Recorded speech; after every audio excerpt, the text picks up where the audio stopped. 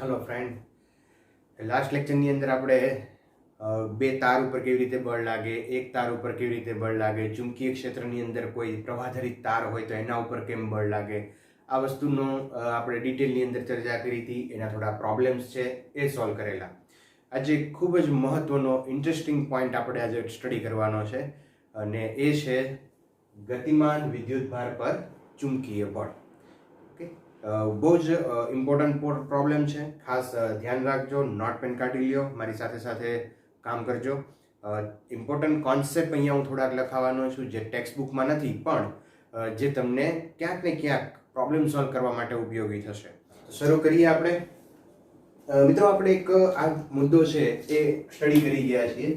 Suppose કોઈ અહીંયા તાર હોય અને એમાંથી કરંટ વહે છે I જેટલો, તો આ તારની આજુબાજુના વિસ્તારમાં ચુંબકીય ક્ષેત્ર હોય જે જમણા હાથના અંગૂઠાના નિયમની મદદથી આપણે નક્કી કરી શકીએ. સપોઝ કોઈ આ પોઈન્ટ છે, આ પોઈન્ટ પાસે ચુંબકીય ક્ષેત્ર છે એ કઈ દિશામાં છે, તો પ્રવાહની દિશા છે એ અહીંયા એની દિશામાં અંગૂઠો રાખશું તો આંગળાઓ અહીંથી અંદર જશે, તો જ્યાંથી અંદર જશે ત્યાં ચુંબકીય ક્ષેત્ર રેખાઓ અંદર તરફ હોય અને અહીંયાથી બહાર આવશે તો અહીંયા ચુંબકીય ક્ષેત્ર રેખાઓ બહાર તરફ હોય. તો અહીંયા મિત્રો ચુંબકીય ક્ષેત્ર છે એ અંદર તરફ હશે, તો આ વિસ્તારની અંદર ક્યાંક ચુંબકીય ક્ષેત્ર છે. ઓકે, હવે એક પ્રયોગ કરવાનો આપણને મન થયું. પ્રયોગ હું એવો કરું છું કે અહીંયા કોઈ ચાર્જ મૂકીએ આપણે Q, તો આ ચાર્જ અહીંયા મૂકે તો આ ચાર્જ છે એના ઉપર કોઈ ફોર્સ લાગતો હશે, આ ચાર્જ કંઈક ડિસ્ટર્બ થતો હશે. તો જો આ ચાર્જ અહીંયા મૂકવામાં આવે, ચાર્જને પૂછ્યું ભાઈ ચાર્જ તને કઈ ફેર પડે છે? ના પડી. આના ઉપર કોઈ ફોર્સ લાગતો નથી, ચાર્જ છે સ્ટેડી છે, સ્થિર છે, એના ઉપર કોઈ ફોર્સ નથી લાગતો. ઓકે, હવે થોડુંક આગળ કંઈક કામ કરીએ આપણે. સપોઝ આ ચાર્જને હું અહીંયાથી v જેટલા વેગથી ચાર્જ છે ઉર્ધ્વ દિશામાં જાય છે. હવે ચાર્જને આપણે પૂછીએ કઈ અનુભવ થયો? ચાર્જ કે યસ, કઈ ફોર્સ લાગે છે. ચાર્જ છે આમ સીધો જતો નથી, ચાર્જ છે ને એ થોડોક આમ ડિફ્લેક્ટ થાય છે. ડિફ્લેક્ટ થાય, આવર્તન અનુભવે છે. હવે આવર્તન ત્યારે જ અનુભવે મિત્રો જ્યારે એના ઉપર કોઈ ફોર્સ લાગતો હોય, અધરવાઇઝ એ આવર્તન અનુભવી શકે નહીં. બરાબર? આપણે આમ સીધા જતા હોય કોઈ ધક્કો મારે તો આમ આડા થઈ, બરાબર ને? એટલે કોઈ ફોર્સ લગાડે તો આપણે ડિફ્લેક્ટ થઈ, નહીં તો ડિફ્લેક્ટ થતા નથી, તો સીધા સીધા જતા જોઈએ છીએ. બાકી તમારી ખબર નથી મને, આમ જતા હોય તો. યસ, તો આના ઉપર મિત્રો કંઈક ફોર્સ લાગે છે. ઓકે, તો ફોર્સ લાગ્યો કોના ઉપર લાગ્યો? મૂવિંગ ચાર્જ ઉપર. કોના ઉપર? મૂવિંગ ચાર્જ, એટલે કે ગતિમાન વિદ્યુતભાર હોય તો એના ઉપર બળ લાગે છે, સ્થિર વિદ્યુતભાર હોય તો એના ઉપર બળ લાગતું નહોતું. Yes, okay. હવે ક્વેશ્ચન એ આવે કે આ ફોર્સ જે લાગે છે એ કેટલો લાગે છે? તો આ જે ફોર્સ છે મિત્રો, એ ફોર્સ છે એ અહીંયા જે ચાર્જ છે, ફોર્સ છે એ આ ફોર્સ છે ચાર્જના સમપ્રમાણમાં છે. અહીંયા જે ચુંબકીય ક્ષેત્ર છે એની ઉપર પણ આધાર રાખે છે, આ v વેગ ઉપર પણ આધાર રાખે છે. યસ, અને બીજું એક ખૂબ જ અગત્યનું કે અહીંયા આ ચુંબકીય ક્ષેત્ર અને વેગ વચ્ચેનો જે એંગલ છે એ એંગલ ઉપર પણ આધાર રાખે છે. ઓકે, તો આટલા બધા ઉપર આધાર રાખે છે તો ફોર્સ છે કેવું? જો આ ફોર્સ છે કંઈક આવું છે. મિત્રો, આની સાબિતીમાં આપણે જવાનું નથી. સાબિતી છે એ આપણી એનસીઆરટી બુકમાં છે નહીં એટલે હું આપતો નથી. અધરવાઇઝ તમે એની સાબિતી જે કરંટ કેરિંગ વાયર જે છે, પ્રવાહધરિત તાર છે, એના ઉપરથી તમે બહુ સિમ્પલ મેથથી આપી શકો છો. પણ અહીંયા જે ફોર્સ છે એ ફોર્સ એને હું કહીશ મેગ્નેટિક ફોર્સ. કયું ફોર્સ? Magnetic force. તો મેગ્નેટિક ફોર્સ છે એ વિદ્યુતભાર ઉપર આધાર રાખે છે, વેગ ઉપર આધાર રાખે છે અને ચુંબકીય ક્ષેત્ર ઉપર પણ આધારિત છે. તો ફોર્સ આવી ગયું Fm = q v cross b. Okay, equation number 1. તો આ જે મેગ્નેટિક ફોર્સ છે એ આટલો હોય. કોઈ વિદ્યુતભાર છે, બરાબર, કોઈ વિદ્યુતભાર છે એના ઉપર કેટલું બળ લાગે? તો QVB જેટલું બળ લાગે. પણ અમુક કન્ડિશન છે એ ખાસ ધ્યાનમાં લેવી પડે, જેમ કે વિદ્યુત ભાર છે ગતિમાં હોવો જોઈએ, ચુંબકીય ક્ષેત્રની અંદર ગતિ થતી હોવી જોઈએ, બરાબર. આ વિદ્યુત ભાર હોવો જોઈએ, કોઈ તટસ્થ હોય તો ન ચાલે. તો આ બધી કન્ડિશન છે અને એ કન્ડિશન હોય તો એના ઉપર ફોર્સ લાગશે અને ફોર્સ છે QV ક્રોસ B જેટલું. મિત્રો ખાસ યાદ રાખો કે જ્યારે કોઈ ચુંબકીય ક્ષેત્રની અંદર કોઈ ગતિમાન વિદ્યુત ભાર આવે, ગતિમાન, બરાબર, એ ખાસ ધ્યાન રાખજો.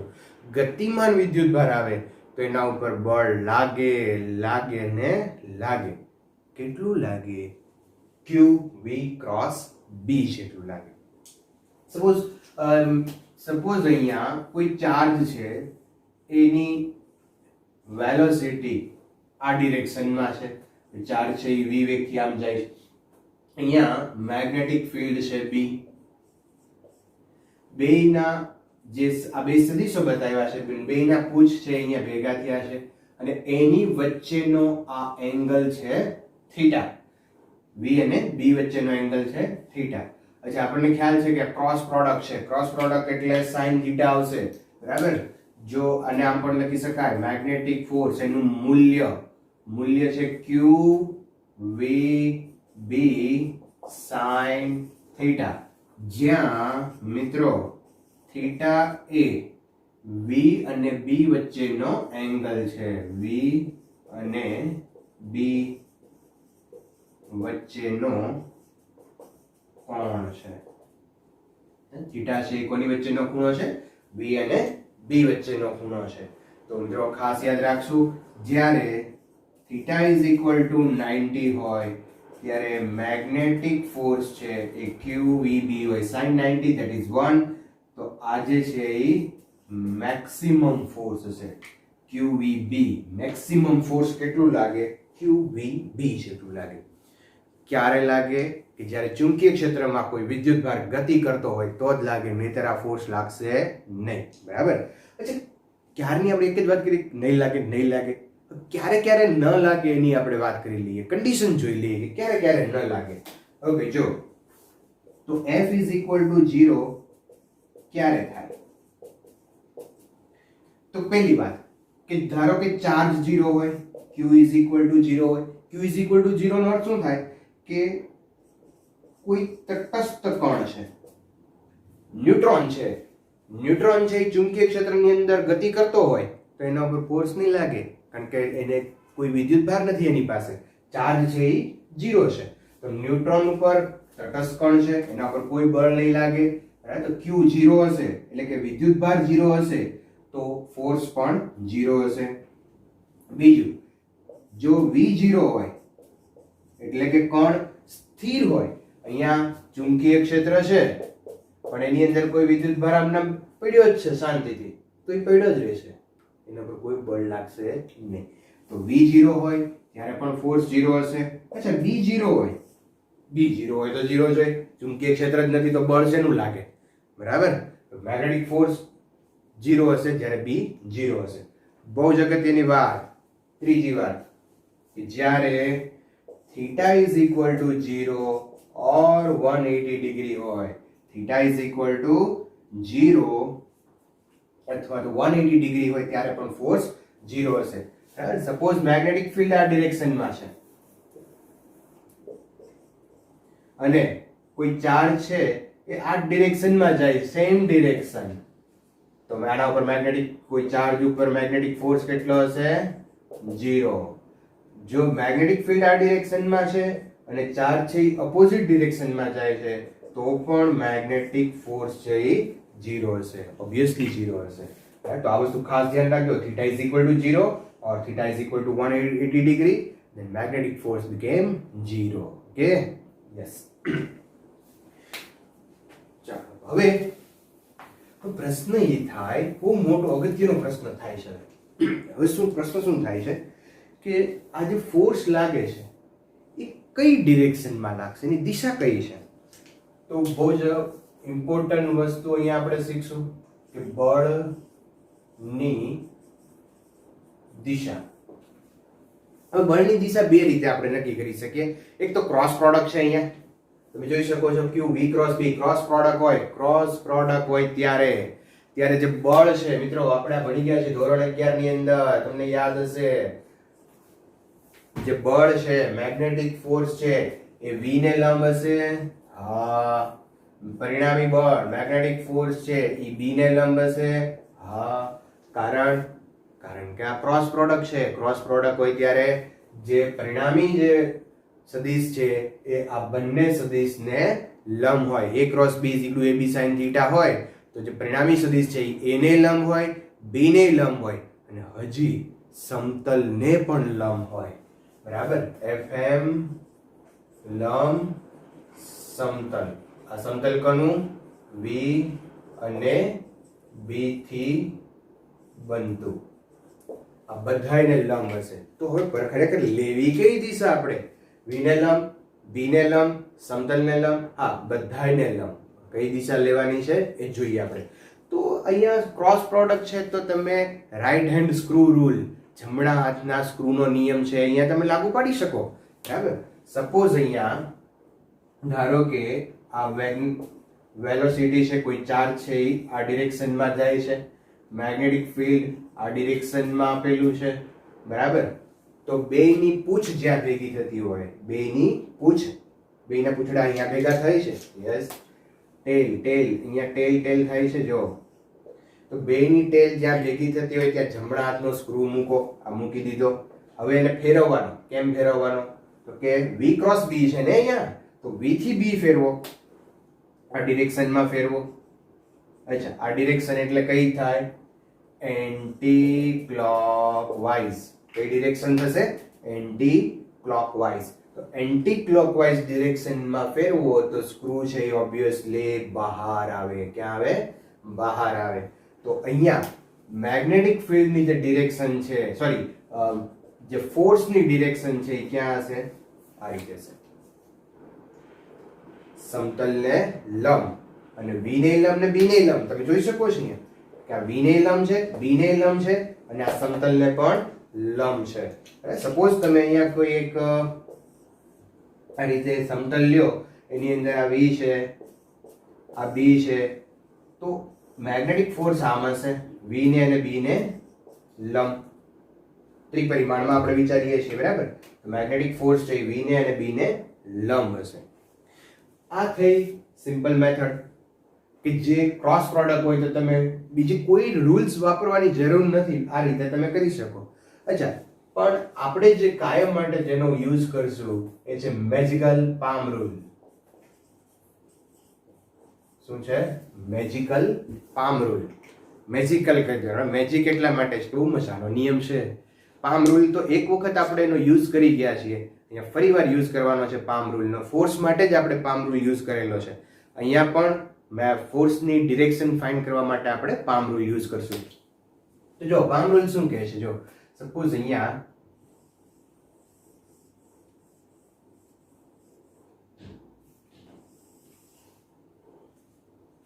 પાંચ આંગળા લીધા, 1 2 3 4 5 6 થઈ ગયા. ઋત્વિક રોશન ના છે, 6 આંગળા છે. ઓકે, નો પ્રોબ્લેમ. જેમ 5 હોય તો 5 બતાવો, 4 હોય તો 4 બતાવો, 3 હોય તો 3 બતાવો, મને કઈ વાંધો નથી. પણ આંગળા આમ બતાવજો. અંગૂઠો છે, આ અંગૂઠો છે, આ આંગળા છે અને આ હથેળી છે. ઓકે, અચ્છા, તો આંગળા છે એ કઈ દિશામાં રાખવાના છે? તો યાદ રાખજો મિત્રો, ચુંબકીય ક્ષેત્રની દિશામાં. અંગૂઠો છે એ વેગની દિશામાં.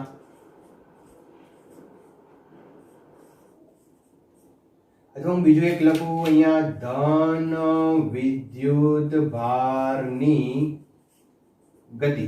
ધન વિદ્યુત ભારની ગતિની દિશામાં રાખશું. બરાબર, યાદ રાખજો. હું શબ્દ એક ભાર મૂકું છું. શું એના ઉપર ભાર મૂકું છું? આ ધન ઉપર. બરાબર, અમે ધન ઉપર ભાર મૂકવાનો જ તે મહત્વની વસ્તુ છે ધન. તો ધન વિદ્યુત ભાર પર ની ગતિ, ધન વિદ્યુત ભારની ગતિમાં અંગૂઠો રાખવાનો. તો આ હથેળી છે એ હથેળી તમને બળની દિશા આપે. બરાબર, ફરીવાર આંગળાઓ ક્યાં રાખવાના? ચુંબકીય ક્ષેત્રની દિશામાં. અંગૂઠો ક્યાં રાખવાનો? વેગની દિશામાં, અથવા તો ધન વિદ્યુત ભારની દિશામાં, અથવા તો પ્રવાહની દિશામાં. બરાબર, અથવા બધું યાદ રાખજો. અથવા પ્રવાહની દિશામાં. પ્રવાહ પાછો કયો? ધન વિદ્યુતભારની દિશામાં. ધન વિદ્યુતભારનો જે થી રચાતો પ્રવાહ હોય એની દિશામાં તમારે અંગૂઠો રાખવાનો. તો હથેળીને લંબ, હથેળીને લંબ એટલે આપણે આમ કરવાનું, બરાબર ને? જે બાજુ હથેળી આવે ત્યાં પુશ કર, ઋત્વિક રોશનની જેમ પુશ કરવાનું, બરાબર? એક પલકા જીના એની જેમ. તો એ દિશામાં તમને બળની દિશા આપે.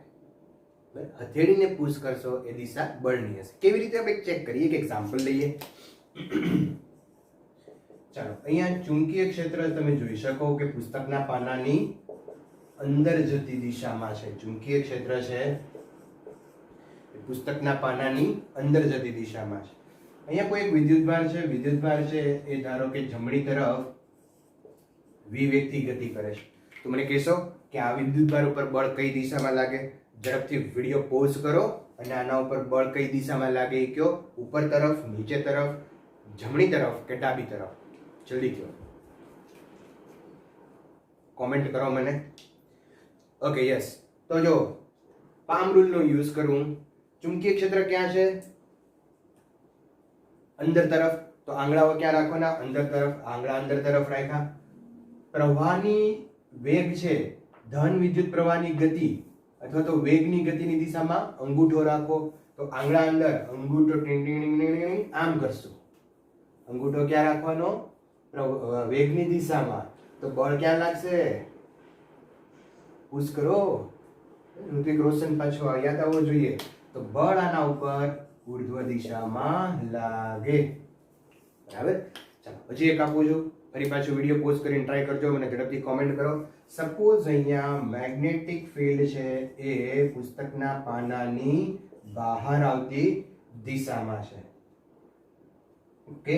અને વિદ્યુતભાર જે છે એ આ દિશામાં જાય છે. ચાલો, હવે આના પર ફોર્સ ક્યાં લાગશે? એટલે વિડીયો પોઝ કરો, મને કહો. 2 નંબર આપજો ખાસ. 2 નંબરમાં આના પર ફોર્સ ક્યાં લાગશે? ઉપર, નીચે, ડાબી, જમણી. ચાલો, તો ફરી મેગ્નેટિક ફિલ્ડ ક્યાં છે? બહાર આવતી દિશામાં. તો આ બહાર. વેગની દિશામાં અંગૂઠો રાખવાનો. તો વેગની દિશામાં અંગૂઠો આમ બળ દો, બરાબર? આ વેગની દિશામાં અંગૂઠો, ચુંબકીય ક્ષેત્ર બહાર આવતું, તો બળ ક્યાં લાગશે? નીચે તરફ. બળ આના ઉપર લાગશે નીચે તરફ, ઓકે? ચાલો, હજુ એક લઈએ આપણે અહીંયા. સપોઝ અહીંયા મેગ્નેટિક ફિલ્ડ છે એ આ ડિરેક્શનમાં છે, ઓકે? મેગ્નેટિક ફિલ્ડ છે એ નીચે તરફ છે અને કોઈ વિદ્યુત ભાર છે એ આ ડિરેક્શનમાં જાય છે. વેગ આ ડિરેક્શનમાં આપેલો છે ચાર્જ q નો. ચાલો, તો આ ચાર્જ q ઉપર ફોર્સ કઈ ડિરેક્શનમાં લાગશે? ઝડપથી વિડીયો પોઝ કરો, મને કોમેન્ટ કરો. 3 કઈ દિશામાં બળ લાગશે? ઓકે, તો ચલો, આંગળાઓ ક્યાં રાખશો? ચુંબકીય ક્ષેત્રની દિશામાં. આંગળા ચુંબકીય ક્ષેત્રની દિશામાં. અંગૂઠો ક્યાં રાખવાનો છે? વેગની દિશામાં. તો ગોઠવાયેલો જ છે. તો બળ ક્યાં લાગશે? ટીંગલિંગ અંદર તરફ. ક્યાં લાગશે? અંદર તરફ. તો અહીંયા મેગ્નેટિક ફોર્સ છે અંદર તરફ, Fm. ક્લિયર? અચ્છા, હજી એક આપણે એક્ઝામ્પલ લઈએ. અહીંયા સમજો, ખાસ ધ્યાન રાખજો. અહીંયા મેગ્નેટિક ફિલ્ડ છે એ આ ડિરેક્શનમાં છે, ઓકે? અહીંયા કોઈ q વિદ્યુતભાર છે એ ઉપર તરફ જાય છે. માઇનસ q વિદ્યુતભાર છે, એનો વેગ આ ડિરેક્શનમાં છે. તો આના ઉપર ફોર્સ કઈ ડિરેક્શનમાં લાગશે? ઝડપથી વિડીયો પોઝ કરો, મને કહો. યસ, હવે જો મેગ્નેટિક ફિલ્ડ B ની દિશામાં ક્યાં રાખશો? અંગૂઠો રાખો. વિદ્યુતભાર q છે, માઇનસ q છે. હવે માઇનસ q હોય ને, યાદ રાખજો, નોટ કરી રાખો માઇન્ડમાં. જ્યારે માઇનસ q હોય ને ત્યારે જે ડિરેક્શનમાં વિદ્યુતભાર જતો હોય એની ઓપોઝિટ ડિરેક્શન લેવાની. અંગૂઠો ક્યાં રાખવાનો?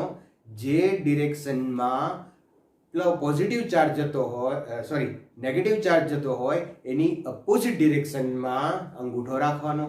જ્યારે નેગેટિવ ચાર્જ હોય ત્યારે ઉલટું કરવું પડશે. બરાબર. તો આંગળા ક્યાં રાખશો? ચુંબકીય ક્ષેત્રની દિશામાં. અંગૂઠો ક્યાં રાખવાનો? નીચે. ક્યાં રાખવાનો? નીચે. કારણ માઇનસ ક્યુ છે. માઇનસ ક્યુ હોય તો અંગૂઠો નીચે, આંગળા આમ, તો બળ ક્યાં લાગશે? બહાર તરફ. ક્યાં લાગશે? બહાર.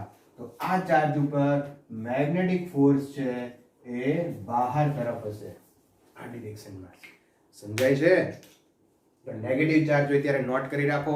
અંગૂઠાની દિશા ઉલટી કરી નાખવાની. જે ઉલટી એટલે ઉલટી નહીં, ઉલટાવી નાખવાની. બરાબર. જે દિશા અહીંયા બતાવી છે એની કરતા ઉલટી દિશામાં કરો. ઓકે. નાઉ 5. ચાલો, અહીંયા મેગ્નેટિક ફિલ્ડ છે બી, કોઈ ચાર્જ છે એ આ ડિરેક્શનમાં જાય છે બી. ચાલો, તો આના ઉપર મેગ્નેટિક ફોર્સ કેટલું લાગશે? ઝડપથી મને કહો. 5 માં. ચલો, 5 ની અંદર વિડિયો પોઝ કરો અને મને કહો કે આના ઉપર મેગ્નેટિક ફોર્સ કઈ ડિરેક્શનમાં લાગશે? જલ્દી. ઓકે. પામ રૂલ યુઝ કરશો. ચુંબકીય ક્ષેત્ર આ ડિરેક્શનમાં, અંગૂઠો આ ડિરેક્શનમાં. એમ ના, એમ નહીં રહે. એમ રાખવાનું નથી. આ તો સારું છે, આ ડિરેક્શનમાં આપ્યું. મેં આ ડિરેક્શન આપી હોત તો શું કરે તમે? અંગૂઠો આમ કરી નાખે. આમ કરાય નહીં ભાઈ. આપણો પોતાનો અંગૂઠો છે, બરાબર. એટલે આમ સીધો કરતા નહીં, એવું નથી કરવાનું. અહીંયા જુઓ તમે, આ ડિરેક્શનમાં એનો વેગ છે તો v અને b બંને પેરેલલ છે, અને બે પેરેલલ હોય તો મેગ્નેટિક ફોર્સ 0 થઈ જાય મિત્રો. θ = 0. આ ડિરેક્શનમાં જતો હોત તો પણ મેગ્નેટિક ફોર્સ 0 થાત. બરાબર. તો આ ખાસ બધી ડિરેક્શન ધ્યાનમાં લેજો અહીંયા. બરાબર. તો મેગ્નેટિક ફોર્સ જે છે, જ્યારે ગતિમાન વિદ્યુતભાર હોય ત્યારે કેટલું બળ લાગે? કેટલું બળ લાગે? Yes, QVB sin θ. મેક્સિમમ યાદ રહેવું જોઈએ, એમાં કોઈ પ્રોબ્લેમ ન થવો જોઈએ. QVB sin θ. θ છે એ v અને b વચ્ચેનો એંગલ છે. આ ક્રોસ પ્રોડક્ટ છે. બરાબર. મેગ્નેટિક ફોર્સ 0 ક્યારે હશે? બરાબર. F0 ક્યારે હશે? Q0 હોય, V0 હોય, B0 હોય, θ0 હોય અથવા તો 180 હોય. આ બધી જ વખતે F છે એ 0 હશે. બળની દિશા કેવી રીતે લેશો? આ પણ એક બહુ ખાસ યાદ રાખવા જેવું છે, કારણ કે ઘણા બધા પ્રોબ્લેમ્સ તમે અહીંથી સોલ્વ કરી શકશો કે જે મેગ્નેટિક ફોર્સ છે એ v ને લંબ હશે, b ને લંબ હશે અને સમતલને પણ લંબ હશે. Okay. Palm rule, magical palm rule થી આપણે મેગ્નેટિક ફોર્સની ડિરેક્શન ફાઇન્ડ કરવાની છે, જે થોડા પ્રોબ્લેમ મેં અહીંયા લીધા છે. ઓકે. હવે આ તમે એક નોટ કરી લો, પછી આપણે આના થોડા પ્રોબ્લેમ લઈએ અને થોડાક હજી કન્સેપ્ટ પણ લેવા છે. ઝડપથી નોટ કરી લો. કન્સેપ્ટ લઈએ આપણે અહીંયા, બહુ જ ઇમ્પોર્ટન્ટ કન્સેપ્ટ.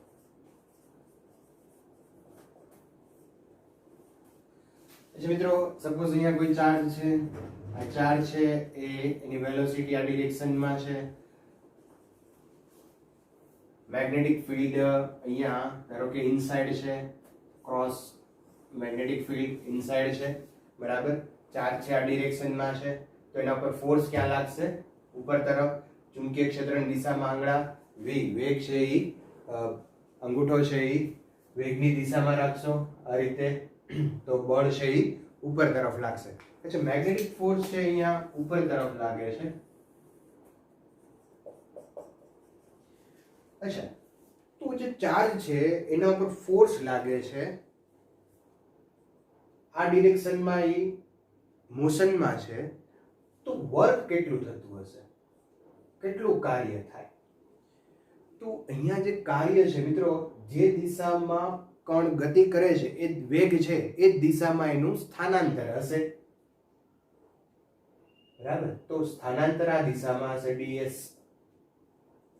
સ્થાનાંતર અને બળ વચ્ચેનો જે એંગલ છે એ 90 ડિગ્રી છે, તો કાર્ય બરાબર બળ ગુણ્યા સ્થાનાંતર FDS cos θ, અને θ is equal to છે યાર 90 degree, then W is equal to 0. તો કોઈ વર્ક થતું નથી. કોઈ વર્ક નથી થતું. ફોર્સ લાગે છે, સ્થાનાંતર થાય છે, પણ કોઈ વર્ક થતું નથી. કારણ θ is equal to 90. તો યાદ રાખજો મિત્રો કે ચુંબકીય ક્ષેત્રમાં જ્યારે કોઈ વિદ્યુત ભાર ઉપર બળ લાગે ત્યારે એના ઉપર કોઈ કાર્ય થતું નથી. v 0 નથી, પણ સ્થાનાંતર અને જે બળ છે એની વચ્ચેનો એંગલ 90 છે, એને કારણે કાર્ય છે એ 0 થાય છે. અચ્છા, એક 11મા ધોરણની અંદર કાર્ય ઉર્જા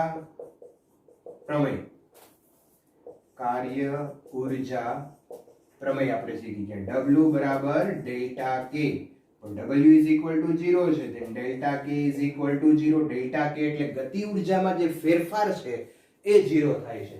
તો જ્યારે કોઈ કણ ચુંબકીય ક્ષેત્રમાં ગતિ કરે ત્યારે એની ગતિ ઉર્જામાં કોઈ ફેરફાર નથી થતો. ઇનફેક્ટ ગતિ ઉર્જા હોય છે, કારણ કે વેગ છે, વેગ નથી, આમ તો ઝડપ છે. કોઈ કણ છે તો એને દળે હશે, તો એની પાસે ગતિ ઉર્જા છે, પણ ગતિ ઉર્જાનો ફેરફાર કરતું નથી. એનો અર્થ શું થાય કે ગતિ ઉર્જા છે એ અચળ છે. કેટલી હોય ગતિ ઉર્જા? Half mv² or p²/2m. તો ગતિ ઉર્જા અચળ છે, પણ ગતિ ઉર્જાનો ફેરફાર ડેલ્ટા કે કોઈ પૂછે તો 0. ગતિ ઉર્જાનો ફેરફાર 0 હશે.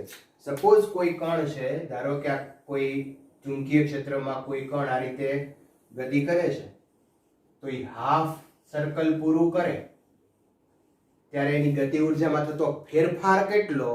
તો ગતિ ઉર્જાનો ફેરફાર પૂછે તો 0. અને હાફ સર્કલ કરે ત્યારે એની ગતિ ઉર્જા કેટલી? તો ગતિ ઉર્જા પૂછે તો હાફ mv², કારણ કે તો અચળ છે, હાફ mv² કોન્સ્ટન્ટ છે. પણ જો ફેરફાર પૂછે તો 0 અને ગતિ ઉર્જા પૂછે તો હાફ mv² અથવા તો કોન્સ્ટન્ટ હોય. અને બહુ મહત્વની વાત કે ચુંબકીય ક્ષેત્રમાં કોઈ વિદ્યુતભાર જ્યારે ગતિ કરતો હોય ત્યારે એના ઉપર કોઈ કાર્ય થશે નહીં. બરાબર, વર્ક 0 હોય છે. અચ્છા, હવે બીજી એક મહત્વની વાત કરીએ કે સપોઝ અહીંયા ધારો કે એક ઇલેક્ટ્રિક ફિલ્ડ છે as well as magnetic field પણ છે. વિદ્યુત ક્ષેત્ર છે અને ચુંબકીય ક્ષેત્ર છે, અને એમાં કોઈ વિદ્યુતભાર છે, કોઈ વિદ્યુતભાર એમાં ગતિ કરે છે. તો આ વિદ્યુતભાર છે એ ચુંબકીય બળે અનુભવશે અને વિદ્યુત બળ પણ અનુભવશે. યાદ કરો મિત્રો, આપણે પહેલા ચેપ્ટરની અંદર ખૂબ આવું ભણી ગયા છીએ. મેં તમને ક્લાસરૂમની અંદર વારંવાર આ વાક્ય બોલાવ્યું છે કે જ્યારે વિદ્યુત ક્ષેત્રમાં કોઈ વિદ્યુતભાર આવે તો એના ઉપર કેટલું બળ લાગે? QE. કેટલું બળ લાગે? QE. તો મિત્રો આ ચાર્જ ઉપર બે ફોર્સ લાગશે. એક ટોટલ જે છે એક મેગ્નેટિક ફોર્સ હશે અને બીજું ઇલેક્ટ્રિક ફોર્સ હશે. કયા ફોર્સ હશે? ઇલેક્ટ્રિક ફોર્સ અને મેગ્નેટિક ફોર્સ. વિદ્યુત બળે લાગશે અને ચુંબકીય બળે લાગશે. અચ્છા, વિદ્યુત બળ કેટલું હશે? યસ, QE જેટલું હશે. અને મેગ્નેટિક ફોર્સ કેટલું હશે? એ તો હમણાં જ આપણે વાત કરી ગયા, QV ક્રોસ B જેટલું હશે. ઓકે, આમાંથી Q છે એ કોમન લઈ લઈએ તો અંદર શું રહેશે? E plus V cross B. તો આ થઈ ગયું F. આને મિત્રો કહેવાય છે લોરેન્ચ બળ. કયું બળ કહેશું આપણે આને?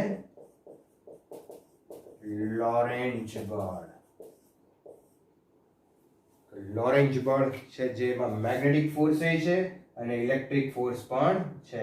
QE plus V cross B. અચ્છા, લોરેન્ચ બળ ઉપર બહુ મસ્ત મજાનો કન્સેપ્ટ છે. જો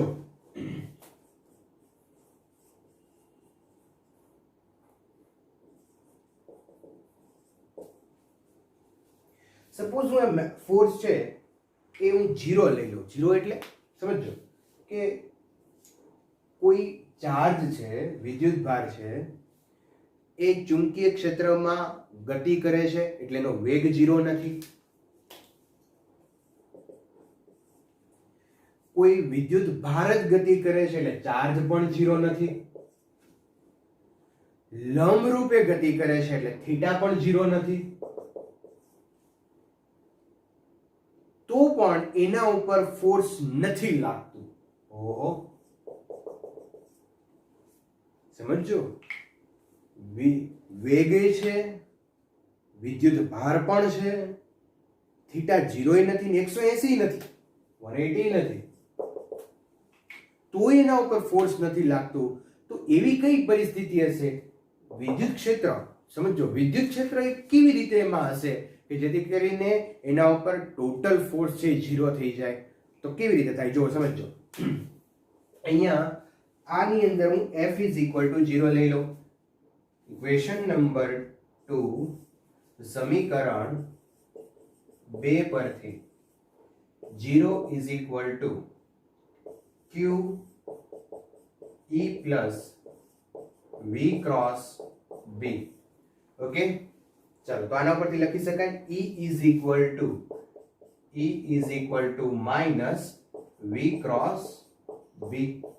આનો અર્થ શું થાય કે V cross B ની જે ડિરેક્શન છે, V cross B ની જે ફાઇનલ ડિરેક્શન આવે, આનો જે પરિણામી સદિશ આવે એની વિરુદ્ધ દિશામાં E સદિશ હોવો જોઈએ. V cross B ની જે ફાઇનલ પરિણામી સદિશની દિશા આવે એની વિરુદ્ધ આ સદિશ હોવો જોઈએ, અથવા E સદિશ છે એ V ને લંબ હોવો જોઈએ, B ને લંબ હોવો જોઈએ, પરિણામી સદિશની વિરુદ્ધ દિશામાં હોવો જોઈએ કારણ કે માઈનસ છે. આને પ્રોબ્લેમથી સમજો તો ઝડપથી સમજાશે. બરાબર. સપોઝ અહીંયા કોઈ મેગ્નેટિક ફિલ્ડ છે એ આ ડિરેક્શનમાં છે, બરાબર, વેલોસિટી છે એ આ ડિરેક્શનમાં છે.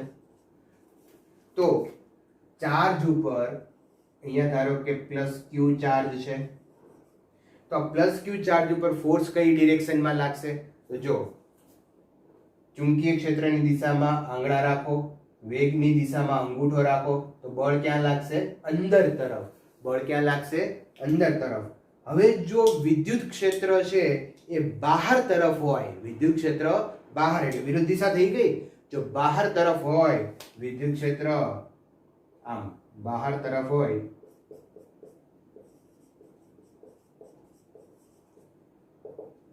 તો ચુંબકીય બળ અંદર તરફ લાગે છે, વિદ્યુત બળ બહાર તરફ લાગે છે. જો બંનેના મૂલ્ય સરખા થઈ જાય તો પરિણામી બળ 0 થઈ જાય. એટલે સમજ્યા? વિદ્યુત ક્ષેત્ર ક્યાં આવ્યું? બહાર તરફ આવ્યું. આમ બહાર તરફ. બહાર તરફ આવ્યું એટલે કોણ? V ને લંબ છે, B ને લંબ છે, સમતલ ને લંબ છે, અને જે મેગ્નેટિક આ બેની પરિણામી દિશા છે એની વિરુદ્ધ દિશામાં છે. આ E છે એ V ને લંબ હશે, B ને લંબ હશે, પણ પરિણામી સદિશની વિરુદ્ધ દિશામાં હશે. પરિણામી સદિશ ક્યાં હશે? આ બેનો અંદર તરફ હશે. પણ જો ઇલેક્ટ્રિક બળ છે એ બહાર તરફ લાગે એટલે કે વિદ્યુત ક્ષેત્ર જો બહાર તરફ હોય તો આના ઉપર પરિણામી બળ 0 થાય. આના પ્રોબ્લેમ આપણે લઈશું, પણ આ કન્સેપ્ટ બહુ જ અગત્યનો છે મિત્રો. યાદ રાખજો કે V, Q, થીટા આ બધુંને કારણે મેગ્નેટિક ફોર્સ 0 નથી થતો, છતાંય પણ વિદ્યુતભાર જો બળ ન અનુભવતું હોય તો સ્વાભાવિક છે કે વિદ્યુત ક્ષેત્ર, વિદ્યુતભાર, વેગ અને ચુંબકીય ક્ષેત્ર આ ત્રણે પરસ્પર કેવા હોવા જોઈએ? લંબ હોવા જોઈએ. અને આ V cross B નો જે સદિશ આવે છે, બળની જે દિશા આવે છે, મેગ્નેટિક ફોર્સની દિશા છે એની વિરુદ્ધ દિશામાં ઇલેક્ટ્રિક ફોર્સ હોવો જોઈએ. તો અહીંયા એક આપણે નોટ કરી રાખશું, V, B અને E પરસ્પર લંબ હોવા જોઈએ. V, B, E પરસ્પર લંબ હોવા જોઈએ. V cross B નો પરિણામી સદિશની વિરુદ્ધ દિશામાં E સદિશ હોવો જોઈએ. બરાબર? આ વસ્તુ. પણ V, B અને E પરસ્પર લંબ હોય તો પરિણામી બળ 0 કરી શકાય. ઓકે, તો આ એક કન્સેપ્ટ છે, ખાસ યાદ રાખજો. હવે આજે આપણે અહીંયા થોડાક સૂત્રોને ભણ્યા, એના પરના થોડા પ્રોબ્લેમ છે સોલ્વ કરીએ. પણ આટલું નોટ કરી લો પછી આપણે પ્રોબ્લેમ સોલ્વ કરીએ. હવે થોડાક પ્રોબ્લેમ છે આપણે આના પરના સોલ્વ કરીએ.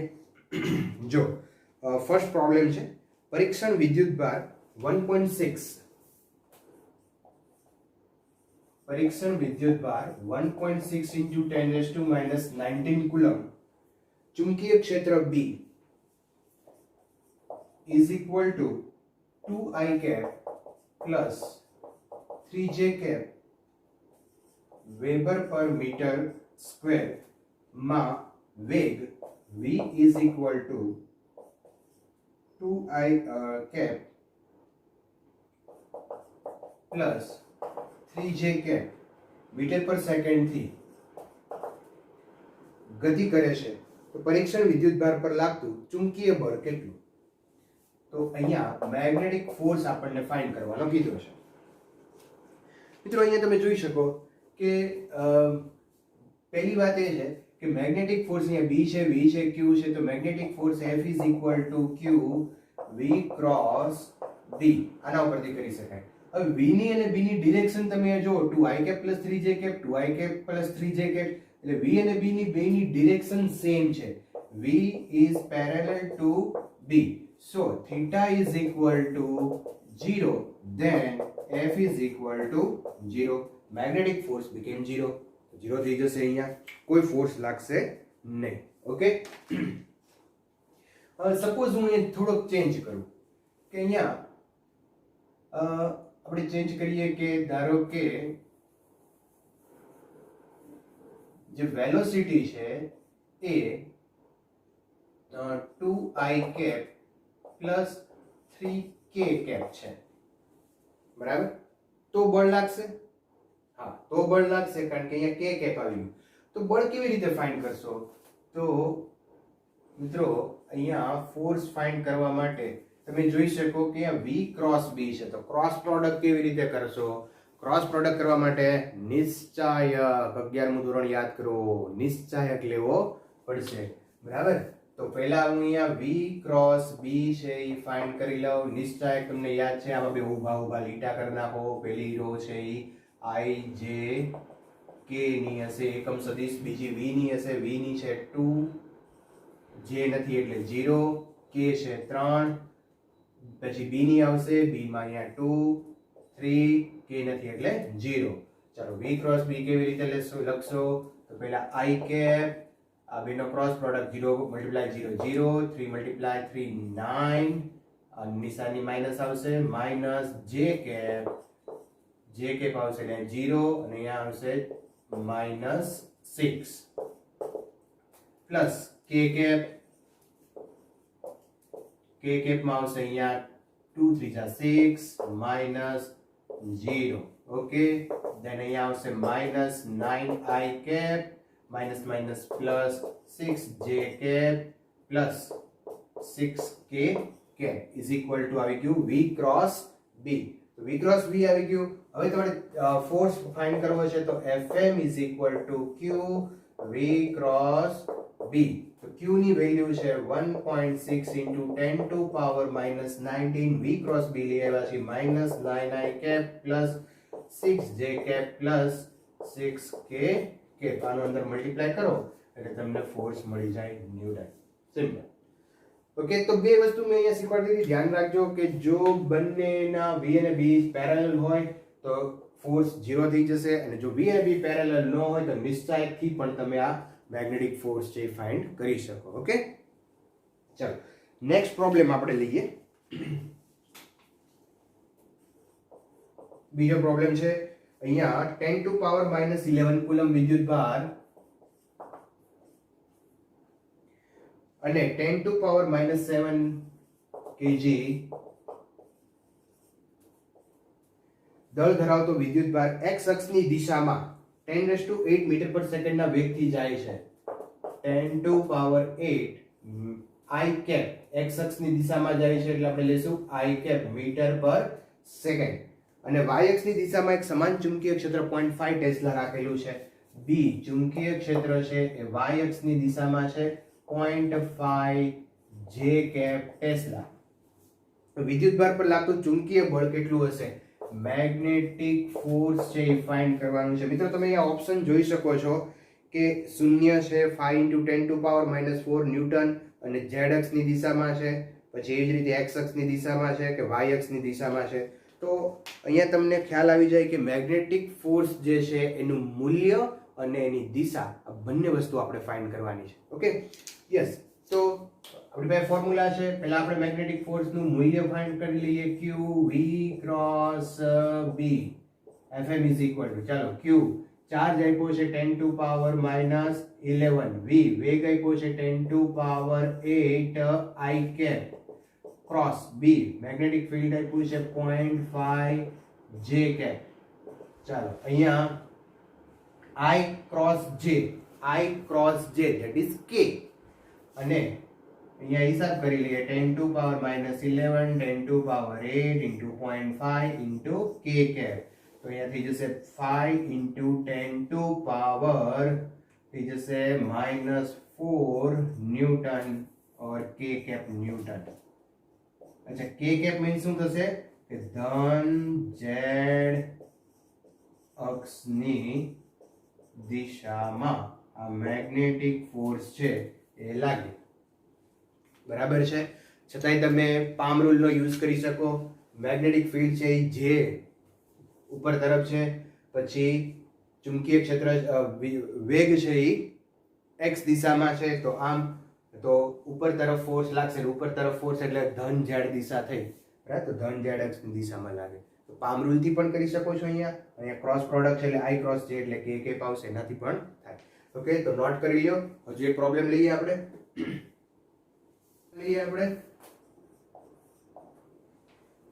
પ્રોબ્લેમ છે એક હવામાં 10 સેન્ટીમીટર થી લંબ અંતરે અલગ કરેલા અનંત લંબાઈના સુરેખ તારમાંથી વહેતા 5 એમ્પિયર જેટલા વિદ્યુત પ્રવાહને સમાંતર દિશામાં એક ઇલેક્ટ્રોન 10 ટુ પાવર -6 મીટર પર સેકન્ડના વેગથી ગતિ કરે છે. ઇલેક્ટ્રોન પર લાગતું ચુંબકીય બળ કેટલું હશે? તો અહીંયા એક ખૂબ લાંબો અનંત લંબાઈનો તાર છે. હોય? હા હોય. આમ બે બાજુ અનંત લંબાઈનો તાર છે, એમાંથી વિદ્યુત પ્રવાહ વહે છે. બરાબર. 5 એમ્પિયર કેટલો ડેટા લખતા જઈએ. અહીંયા I is equal two 5 ampere current વહે છે, અને આને સમાંતર એટલે અહીંયા ક્યાંક ધારો કે આ પોઈન્ટ પાસે આ જે ડિસ્ટન્સ છે, સમાંતર જે ડિસ્ટન્સ છે એ આપણને આપેલું છે 10 સેન્ટીમીટર લંબ અંતરે રહેલા અલગ કરેલા અનંત લંબાઈના સુરેખ તારમાંથી વહેતા 5 એમ્પિયર વિદ્યુત પ્રવાહને સમાંતર દિશામાં એક ઇલેક્ટ્રોન, અહીંયા લંબ અંતર આ જે છે એ 10 સેન્ટીમીટર છે, અને એક ઇલેક્ટ્રોન અહીંયાથી આને સમાંતર v વેગથી 10 to power 6 metre per second વેગથી ગતિ કરે છે. તો ક્વેશ્ચન એ છે કે આ ઇલેક્ટ્રોન પર લાગતું બળ કેટલું હશે? અચ્છા, તો અહીંયા મિત્રો એક વસ્તુ સમજજો કે આ જે તાર છે એ તારને કારણે ચુંબકીય ક્ષેત્ર ક્યાં હશે? અંદર તરફ હશે. તો આ પોઈન્ટ પાસે ચુંબકીય ક્ષેત્ર છે એ અંદર તરફ હશે. ચુંબકીય ક્ષેત્ર અંદર તરફ છે, ઇલેક્ટ્રોન ઉપર જાય છે એટલે આપણે ક્યાં લઈ લેશું? નીચે. ઇલેક્ટ્રોન છે એનો ચાર્જ નેગેટિવ હોય તો નીચે લેશું. તો આના પર ફોર્સ ક્યાં લાગશે? આ ડિરેક્શનમાં. ઓકે, તો ઇલેક્ટ્રોન ઉપર ફોર્સ આ ડિરેક્શનમાં લાગે, તે ફોર્સ કેટલો લાગે એ આપણે ફાઇન્ડ કરવાનો.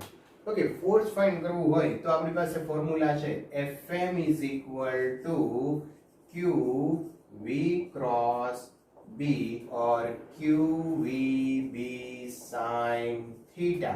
મિત્રો આ B આપણે ફાઇન્ડ કરવો પડશે. મેગ્નેટિક ફિલ્ડ તો સીધી રીતે આપ્યું નથી, પણ કોનું મેગ્નેટિક ફિલ્ડ છે અહીંયા? અનંત લંબાઈના તારનું.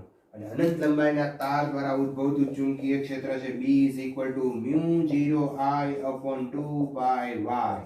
μ0 ની વેલ્યુ છે 4 pi into 10 to power -7. કરંટની વેલ્યુ આપી છે 5 upon 2 pi, અને y છે 10 સેન્ટીમીટર છે એટલે 10 to power -2. તો મેગ્નેટિક ફિલ્ડ મળી જશે તમને. વેલોસિટી એની આપેલી છે 10 to power 6. ઇલેક્ટ્રોન નો ચાર્જ છે એ આપણે લેશું 1.6 into 10 to power -19 coulomb. Okay, ચાલો તો આ બધી જ વેલ્યુ તમે અહીંયા મૂકી અને મેગ્નેટિક ફોર્સ છે એ કેલ્ક્યુલેટ કરી શકો. બરાબર છે. ચાલો હવે મિત્રો અહીંયા આગળ જઈએ આપણે. તો હવે ટેક્સ્ટ બુક ના પ્રોબ્લેમ છે, બે પ્રોબ્લેમ છે ડિરેક્શન ઉપરના. તો એક છે ઉદાહરણનો 4.2, ઉદાહરણ નંબર 4.2. તો શું કહે છે જો અહીંયા, જો ચુંબકીય ક્ષેત્ર ધન y અક્ષને સમાંતર હોય. સમજતા જો ચુંબકીય ક્ષેત્ર છે, હું અહીંયા x y z ડિરેક્શન બતાવી દઉં. x y z, તો ચુંબકીય ક્ષેત્ર છે એ ધન y દિશામાં છે.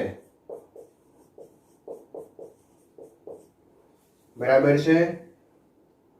ધન વાય અક્ષને સમાંતર હોય, વિદ્યુત ભારિત કણ ધન એક્સ અક્ષ પર આકૃતિમાં દર્શાવ્યા મુજબ ગતિ કરતો હોય, વિદ્યુત ભારિત કણ છે એ એક્સ અક્ષની દિશામાં છે એટલે એનો વેગ છે એ એક્સ દિશામાં.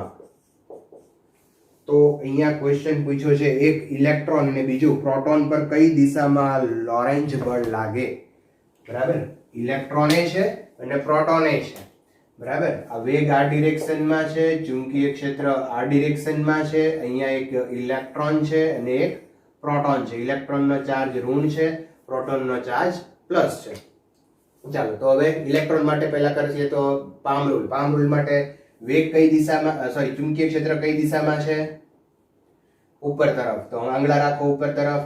ઇલેક્ટ્રોન આમ જાય છે પણ ઇલેક્ટ્રોન છે નેગેટિવ છે એટલે આપણે આમ લેશું તો બળ ક્યાં લાગશે? અંદર તરફ. તો ઇલેક્ટ્રોન પર બળ લાગશે, ઇલેક્ટ્રોન પર અંદર તરફ એટલે ઋણ ઝેડ દિશામાં. ક્યાં બળ લાગશે? ઋણ ઝેડ દિશામાં. ફરીવાર આંગળા છે એ ચુંબકીય ક્ષેત્રની દિશામાં રાખો, અંગૂઠો છે એ વેગની અહીંયા ઇલેક્ટ્રોનના વેગની વિરુદ્ધ દિશામાં, કારણ કે ઇલેક્ટ્રોન છે એટલે આ દિશામાં, તો બળ આમ લાગશે અંદર તરફ. પ્રોટોન ઉપર બળ કઈ દિશામાં લાગશે? ચાલો તો આંગળા આમ, વિદ્યુત ભાર આમ, પ્રોટોન છે એટલે જે દિશામાં ગતિ કરે છે દિશામાં અંગૂઠો, તો બળ લાગશે બહાર તરફ. તો પ્રોટોન પર ધન ઝેડ દિશામાં બળ. સિમ્પલ છે. ઓકે, ચાલો હવે એક લઈએ આપણે સ્વાધ્યાયનો એક પ્રોબ્લેમ છે આવો જ એક, જેના ઉપર ડિરેક્શનની ઉપરથી છે 4.18. સ્વાધ્યાયનો 4.18.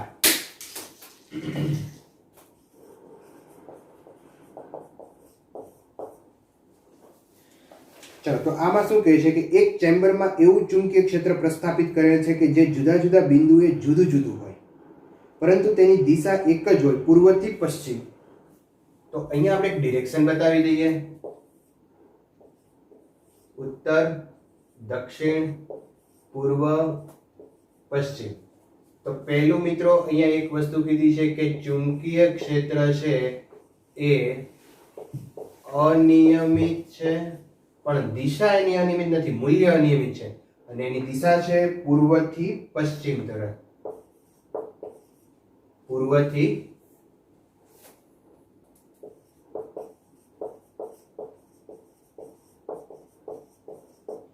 તો ચુંબકીય ક્ષેત્રની દિશા છે પૂર્વથી પશ્ચિમ તરફ. એક વિદ્યુત ભારિત કણ આ ચેમ્બરમાં દાખલ થાય છે અને આવર્તન અનુભવ્યા વગર અચળ ઝડપે સુરેખ માર્ગે પસાર થાય છે. તો આ કણના પ્રારંભિક વેગ વિશે તમે શું કહેશો? હવે શું કહે છે? આવર્તન અનુભવ્યા વગર. હવે આવર્તન કે જો ચુંબકીય ક્ષેત્રમાં દાખલ થાય અને આવર્તન નો અનુભવે એટલે કે બળ નો અનુભવે તો શું વિચારી શકાય? તો એવું વિચારી શકાય કે વિદ્યુત ભાર 0 હશે. ના, વિદ્યુત ભારિત કણ તો દાખલ થાય છે એટલે વિદ્યુત ભાર 0 નહીં હોય, તો આ નહીં થાય. ચુંબકીય ક્ષેત્ર 0 હશે? ના, ચુંબકીય ક્ષેત્ર તો છે. બરાબર. વેગ 0 હશે? ના, કારણ કે દાખલ તો થાય જ છે, તો વેગે 0 નહીં હોય. તો શું 0 હશે? યસ, થીટા 0 હશે. બરાબર, થીટા ઇઝ ઇક્વલ ટુ 0. અહીંયા first theta is equal two 0 હોવાથી ફોર્સ કેટલો હશે? 0. કોઈ ફોર્સ લાગશે નહીં એટલે આવર્તન પામ્યા વગર સીધો વયો જશે. તો એનો વેગ વિશે શું કહેશો? તો એનો વેગ એમ કહેવાય કે પ્રારંભિક વેગ અને અંતિમ વેગ સમાન હોય અથવા તો એનો વેગ છે એ અચળ હશે.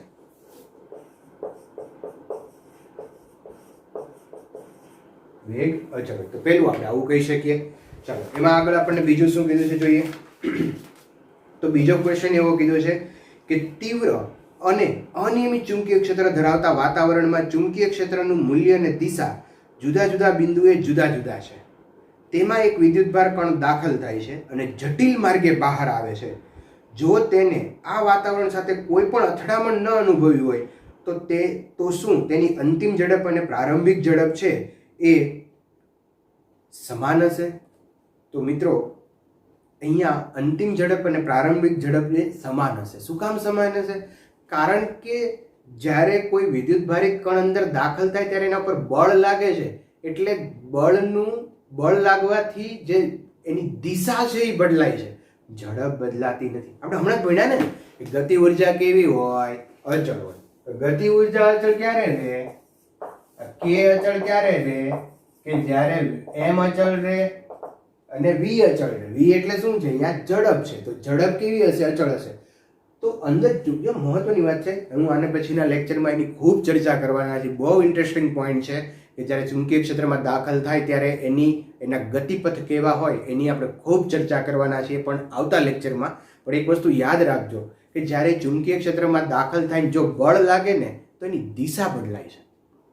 દિશા બદલાય છે પણ મૂલ્ય બદલાતું નથી. એટલે અહીંયા આપણે એમ કહી શકીએ ગતિ ઉર્જા અચળ છે તો એની પ્રારંભિક ઝડપ અને અંતિમ ઝડપ સમાન હોય. બરાબર? પ્રારંભિક ઝડપ અને અંતિમ ઝડપ સમાન હોય. હવે ત્રીજું છે, જો પશ્ચિમથી પૂર્વ તરફ ગતિ કરતો એક ઇલેક્ટ્રોન ઉત્તરથી દક્ષિણ દિશામાં નિયમિત ચુંબકીય ક્ષેત્ર ધરાવતી ચેમ્બરમાં દાખલ થાય છે. નિયમિત વિદ્યુત ક્ષેત્ર કઈ દિશામાં લગાડવું જોઈએ કે જેથી ઇલેક્ટ્રોન કોઈ પણ કોણાવર્તન અનુભવ્યા વગર સીધી રેખામાં ગતિ કરે? જો આ ક્વેશ્ચન આવ્યો, હમણાં જ આપણે આવો કન્સેપ્ટ ભણી ગયા છે. અહીંયા ફરીવાર જોઈ લે. પશ્ચિમથી પૂર્વ તરફ ગતિ કરતો ઇલેક્ટ્રોન, તો ઇલેક્ટ્રોનનો વેગ છે પશ્ચિમથી પૂર્વ તરફ, એટલે હું ઇલેક્ટ્રોનનો વેગ પશ્ચિમથી પૂર્વ તરફ આ દિશામાં છે તરફ ગતિ કરતો ઇલેક્ટ્રોન ઉત્તરથી દક્ષિણ દિશામાં નિયમિત ચુંબકીય ક્ષેત્ર ધરાવતી ચેમ્બરમાં દાખલ થાય છે. પૂર્વથી પશ્ચિમ તરફ ગતિ કરતો આ પશ્ચિમ, આ પૂર્વ, ફરીવાર ધ્યાન રાખજો, પશ્ચિમથી પૂર્વ ગતિ કરતો ઇલેક્ટ્રોન, પશ્ચિમથી પૂર્વ તરફ ગતિ કરતો ઇલેક્ટ્રોન ઉત્તરથી દક્ષિણ દિશામાં નિયમિત ચુંબકીય ક્ષેત્ર ધરાવતી ચેમ્બરમાં દાખલ થાય છે. થોડું ત્રિપરિમાણમાં સમજો મિત્રો. અહીંયા ઉત્તર છે ને અહીંયા દક્ષિણ છે, એટલે ચુંબકીય ક્ષેત્ર આમ છે, ઇલેક્ટ્રોન આમ જાય છે. ખરેખર ક્યાં જશે? ઇલેક્ટ્રોન છે એટલે વિરુદ્ધ દિશામાં લેશું, તો બળ ક્યાં લાગશે? ઉપર તરફ. ફરી તો એના ઉપર બળ ચુંબકીય ક્ષેત્ર છે એ આ દિશામાં છે, ઇલેક્ટ્રોન આમ જાય છે આમ, પણ આપણે લેશું આમ કારણ કે નેગેટિવ છે. તો ઇલેક્ટ્રોન ઉપર ચુંબકીય બળ ક્યાં લાગશે? ઉપર તરફ. હવે જો ઇલેક્ટ્રોન ઉપર ચુંબકીય બળ ઉપર તરફ લાગતું હોય તો એટલું જ વિદ્યુત બળ ક્યાં લાગવું જોઈએ? નીચે. તો ઇલેક્ટ્રોન ઉપર નીચે વિદ્યુત બળ લાગવું જોઈએ, એટલે કે વિદ્યુત ક્ષેત્ર ક્યાં હોવું જોઈએ? નીચે તરફ. જો વિદ્યુત ક્ષેત્ર નીચે તરફ હોય તો પરિણામી બળ 0 થઈ જાય. બરાબર? સમજી લેજો. ફરીવાર, ચુંબકીય ક્ષેત્ર છે એ ઉત્તરથી દક્ષિણ તરફ છે આમ, ઇલેક્ટ્રોન આમ જાય છે પણ એનો વેગ આપણે આમ લેશું એટલે ચુંબકીય બળ ઉપર લાગશે, પણ જે બાકીનું વિદ્યુત બળ છે એ નીચે લાગવું જોઈએ. ચુંબકીય બળ અને વિદ્યુત બળ વિરુદ્ધ દિશામાં હોય તો પરિણામી બળ 0 થઈ જાય. ઓકે, ચાલો તો મિત્રો અહીંયા આપણે અટકવાના છીએ. નેક્સ્ટ લેક્ચરની અંદર બહુ જ ઇન્ટરેસ્ટિંગ પોઈન્ટની આપણે ડિસ્કશન કરવાના છીએ કે જેની અંદર કોઈ ચુંબકીય ક્ષેત્રની અંદર જ્યારે કોઈ વિદ્યુતભાર એન્ટર થાય ત્યારે એના ગતિપથ કેવા હોય, સુરેખ માર્ગે જાય, ગોળ ગોળ ફરવા માંડે કે કોઈ બીજી કોઈ રીતની ગતિ કરે, અને આ ગતિ જ્યારે કરતા હોય ત્યારે એના જે કાંઈ પેરામીટર્સ છે, આવર્તકાળ છે કે પછી કોણીય વેગ છે, કોણીય ઝડપ છે, ઘણા બધા જુદા જુદા પેરામીટર્સ છે એની આપણે ચર્ચા કરવાના છીએ. અને મોસ્ટ ઓફ ધ જે ક્વેશ્ચનો છે કોમ્પિટિટિવ એક્ઝામમાં એના ઉપરથી આવે છે. તો નેક્સ્ટ લેક્ચર માટે આપણે નેક્સ્ટ ટાઈમમાં મળશું.